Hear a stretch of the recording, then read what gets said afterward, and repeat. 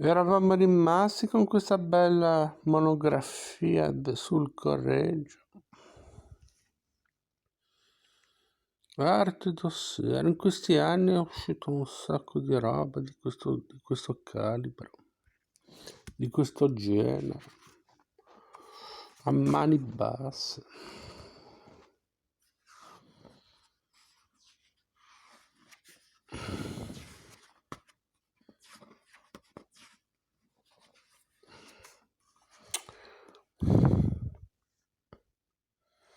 Alla base dei sotterchi, infine, 8 figure in finto bronzo rappresentano personaggi dell'Antico Testamento abbinati secondo scelte iconografiche sofisticate.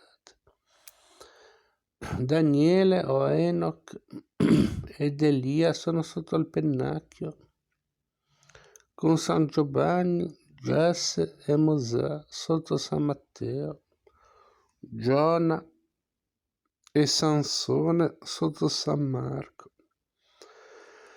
Il sacrificio di Isacco e Caino che uccide Abele sotto San Luca. A integrare il significato simbolico dell'intera decorazione va considerato anche il punto di vista degli affreschi. Dalla navata i fedeli potevano vedere Cristo apparire nella luce dorata, ma non potevano scorgere San Giovanni, la cui contemplazione era riservata al sacerdote e ai benedettini che partecipavano alle funzioni religiose del coro.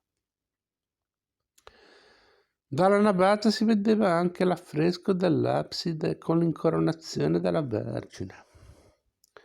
Un'iconografia cittadina, perché la Vergine è la patrona principale di Parma e l'incoronazione era presente sul sigillo e sulle monete della città. Mentre il 15 agosto, festa dell'Assunzione e dell'incoronazione di Maria, era la sua festa più importante.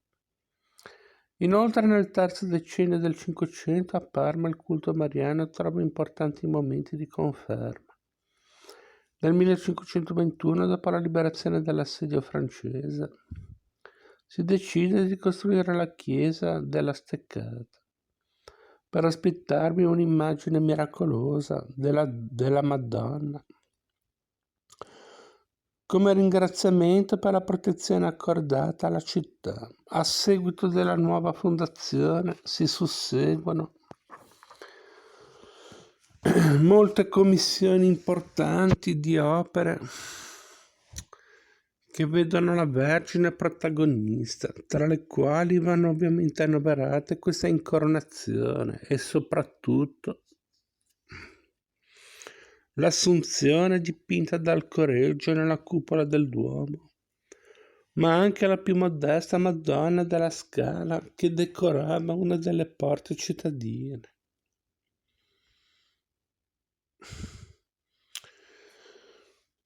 Per completare la lettura iconografica dell'abside di San Giovanni Evangelista,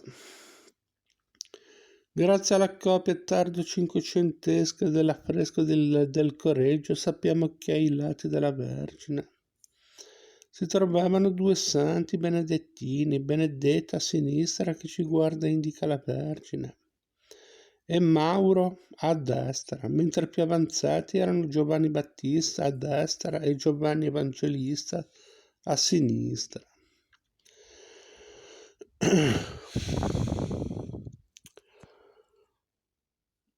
Questo abbinamento dei due Giovanni è tradizionale, ma qui assume un particolare significato, perché il Battista dopo Maria è il principale patrono della città di Parma, mentre l'Evangelista è il titolare della chiesa.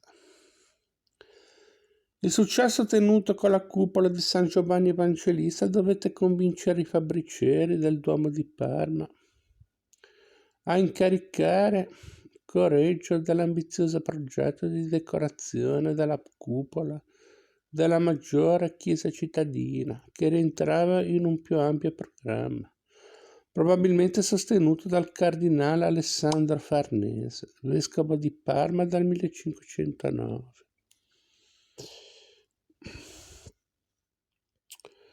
nel quale già entro la fine del 1522 furono coinvolti altri artisti parmensi, tra i quali il maturo Alessandro Araldi e i giovani Michelangelo Anselmi, Francesco Maria Rondani e Parmigianino.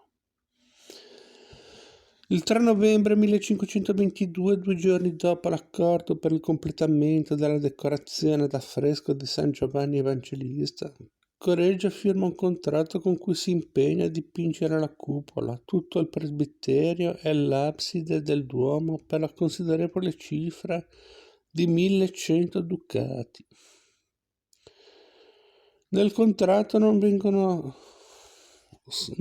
stabiliti i soggetti dell'imponente decorazione.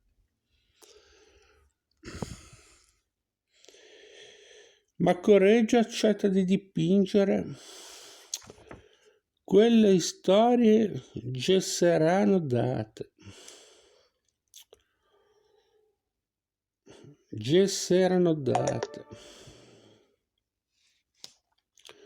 È probabile che la selezione dei soggetti fosse già stata definita nei suoi aspetti principali, anche se per esigenze di sintesi non se ne dà conto nell'atto notarile.